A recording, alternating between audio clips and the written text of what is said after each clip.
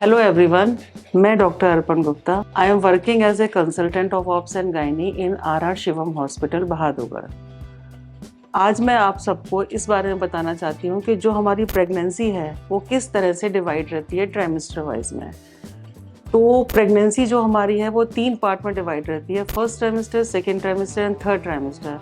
जो first trimester है that is start from last menstrual date that is called LMP till the 13 week of pregnancy.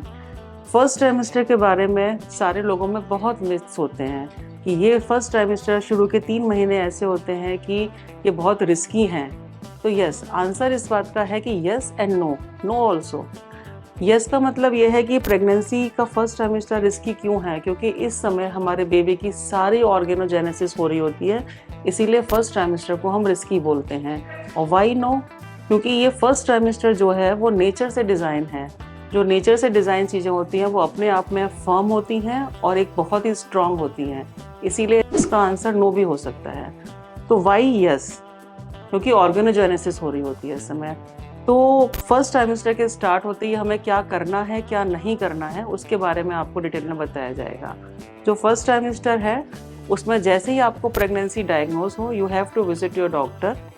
Doctor आपका detail examination करेगा, आपके कुछ blood test करेगा, आपसे कोई भी हिस्ट्री पूछेगा कि आपको कोई अनकंट्रोल्ड डायबिटीज़ तो नहीं है, अनकंट्रोल्ड हाइपरटेंशन तो नहीं है, या हाइपोथायराइडिज्म तो नहीं है, क्योंकि ये सारी अनकंट्रोल्ड मेडिकल इलनेस आपके बेबी पे इफेक्ट डालती हैं, आपकी प्रेगनेंसी पे इफेक्ट डालती हैं। ये सारी डिटेल हिस्ट्री लेने के बाद डॉक्टर आपको एक फॉलिक एसिड की टैबलेट होती है जिसकी maximum dose 5 milligram per day के हिसाब से होती है, वो स्टार्ट करेगा। ये फॉलिक एसिड की टैबलेट जो होती है ये आपका मेनली न्यूरल ट्यूब डिफेक्ट को प्रिवेंट करती है। तो अदर थिंग्स क्या हैं? We have to stop smoking, we have to stop alcohol. ये सारे हमारे बेबी को हार्मफुल इफेक्ट डालते हैं, तो इन सब चीज़ों को हमें स्टॉप करना है। और हमें इस प्रेगनेंसी में कई सारी चीज़ें ऐसी भी होती हैं कि हमें कॉन्स्टिपेशन पेशेंट को फील होते हैं, तो उन कॉन्स्टिपेशन को दूर करने के लिए, हालांकि ये कॉमन सिम्टम है क्योंकि इसमें हमारे प्रेगनेंसी का जो हार्मोन है HCG वो इफेक्ट डालता है। कुछ मिथ्स ऐसे हैं कि हमें कॉफ़ी लेनी है कि नहीं लेनी, कैफीन का अमाउंट कितना रखना है। तो यूजुअली कैफीन का अमाउंट जो होता है वो 200 मिलीग्राम पर डे के हिसाब से होता है। इट्स मीन कि आप 1 और 2 कप कॉफ़ी ले सकते हैं, बट हमें ये ध्यान रखना है कि ये कैफीन का अमाउंट हमारी डार्क चॉकलेट्स, हमारे कोल्ड ड्रिंक्स, हमारे एनर्जी ड्रिंक्स में भी होता है, इवन टी और ग्रीन टी में भी होता है वाला अमाउंट। तो हमें उस हिसाब से इसे मैनेज करना है।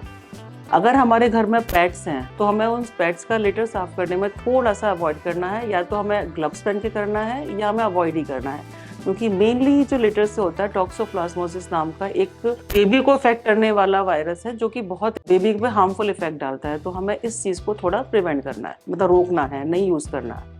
बाकी अदर सिम्टम होते हैं, पेशेंट को नॉजिया वॉमिटिंग होते हैं, some it is called morning sickness. किसी को मॉर्निंग होती है, किसी को इवनिंग होती है, किसी को होल डे सिकनेस होती है।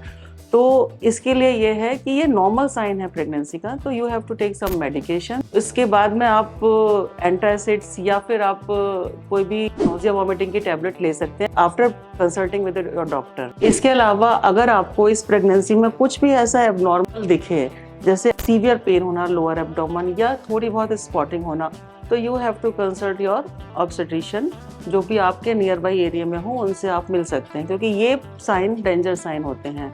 अगर आपको प्रेगनेंसी से रिलेटेड कोई भी प्रॉब्लम है या आप कुछ जानना चाहते हैं तो आप आर शिवम हॉस्पिटल में आके अपने गायनेकोलॉजिस्ट से कंसल्ट कर सकते हैं। Thank you.